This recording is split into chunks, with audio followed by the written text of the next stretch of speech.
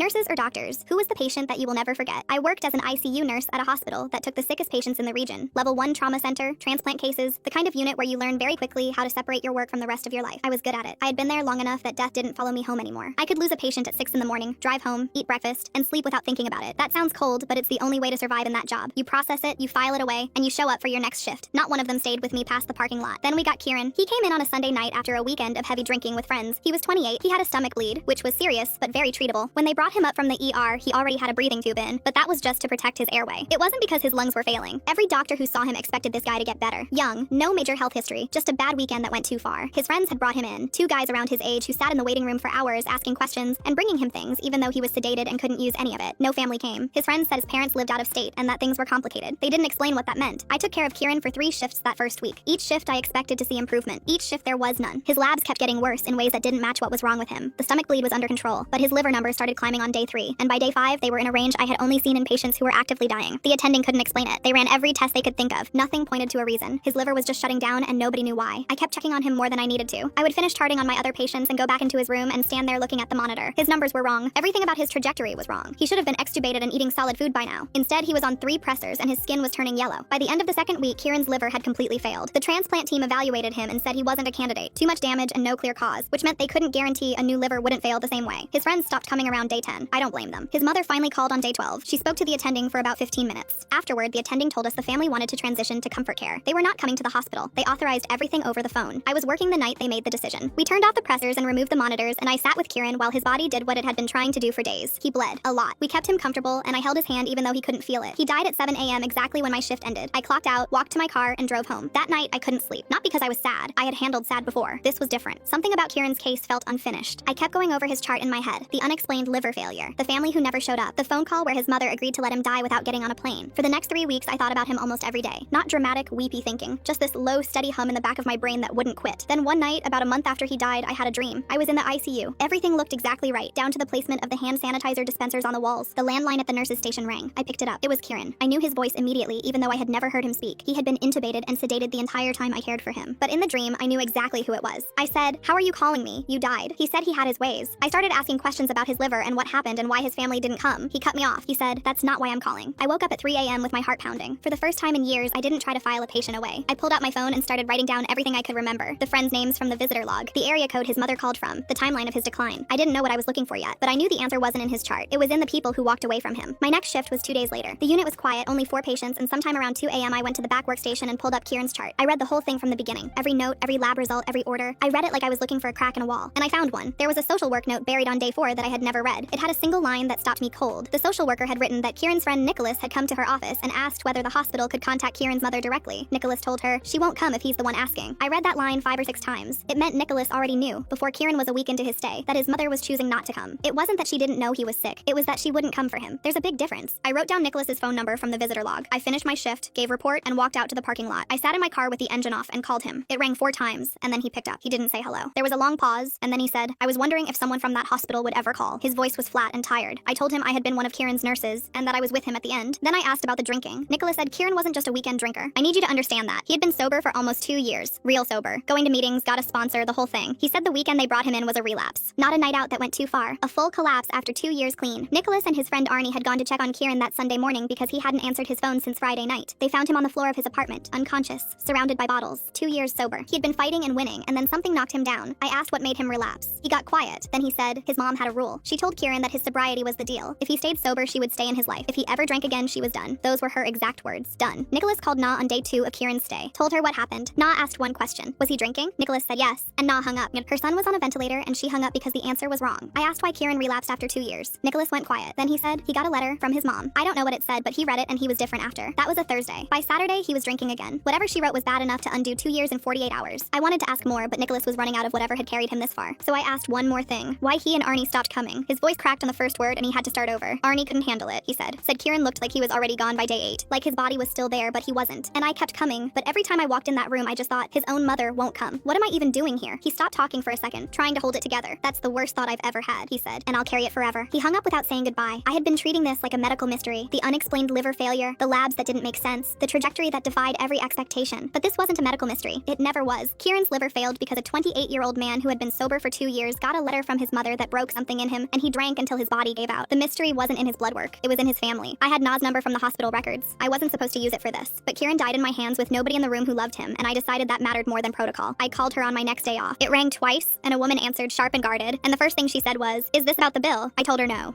I told her I was a nurse at the hospital where her son had been a patient, that I was one of the people who took care of him. Long silence. Then Na said, "I don't know what you want from me." Guarded, like she had built the wall before she even picked up the phone. I told her I was with Kieran at the end. I held his hand while he died. I said I had never had a patient stay with me the way he did, and I couldn't stop thinking about why nobody in his family was there. Her voice got hard. She said, "You don't know anything about my family. You knew my son for 2 weeks. I knew him for 28 years. You don't get to call me and make me the villain of some sad story you're telling yourself." Something in that landed. Part of me knew she had a point. I kept my voice calm. I said, "I'm not calling to judge you. I'm calling because your son died alone and I can't understand it." It came back fast. He wasn't alone. You just said you were there. So what do you actually want? You want me to say I regret it so you can feel better about whatever this is? I took a breath and said, "I know about the letter." The line went completely silent, not the silence from before, where she was deciding whether to talk. This was the sound of someone getting hit with something they didn't see coming. I waited. 5 seconds. 10. I pulled the phone from my face and checked the call was still going. It was. Then Na said very quietly, "Who told you about that?" I said, "Nicholas." She let out a long, shaky breath. Then she said, "That letter was not what you think. It was a wedding invitation. Her stepchild was getting married, and the family sent out invitations. But the one she sent Kieran didn't actually invite him. She put the invitation in the envelope so he would know about the wedding, and then she wrote a note on the back that it would be better if he didn't come. People would ask questions, and it would be easier for everyone." I sat there and felt the room tilt. I had pictured something cruel. This was worse. This was casual. His own mother sending him proof that she had built a whole new family, and he wasn't part of it. Not because he was drinking. At that point, he'd been sober for almost 2 years. He was going to meetings, staying clean, putting in the work, and she still didn't want him there because people would ask questions. His existence was a problem to be managed, a loose end to be tucked away. He read that note and understood exactly what it meant. 2 years of sobriety, and she still saw him as someone to keep away because he was inconvenient. And then he drank. Something that had been holding on for 2 years just let go. After Na told me about the letter, she sealed back up and stopped answering my calls. 4 calls over the following week. No answer, no callback. I was stuck with half a story and no way to get the rest. At work, I started making small mistakes. Nothing dangerous, but things I never used to do. Forgetting to chart a med on time. Losing my train of thought in the middle of giving report. Standing at a bedside, staring at a pump for 30 seconds without reading the number. My body was at work, but my brain was somewhere else. Jezebel noticed before anyone else did. She was the only person at work I was actually close with. She caught me after a shift in the break room, jacket still on, staring at my locker. She sat down and said, "You're not sleeping. What's going on?" Something about the way she waited pulled the truth out of me. I told her everything. Kieran, the dream, Nicholas, Na, the letter, the 4 calls with no answer. When I was done, she said, "I need to ask you something. Are you doing this for him or for you?" I opened my mouth and nothing came out. She told me about a patient she'd had years ago. Young woman, no family, nobody came. She died and Jezebel spent months tracking down the family. And when she finally got her answers, it didn't fix anything. The knowing didn't make it stop. It just gave me a different thing to carry. "I'm not telling you to stop," she said, "but be ready for that. The hole doesn't close just because you fill it with information." I decided to stop, not dramatically. I just decided I wasn't going to call Na anymore. I made it 1 week. 7 days of working my shifts, driving home, eating dinner, going to bed, and every single night when I closed my eyes, I was back in that ICU at the nurse's station with the phone in my hand. That old landline sound, loud and sharp. I would pick up and Kieran would be there, and every time he would say, "That's not why I'm calling." 7 nights,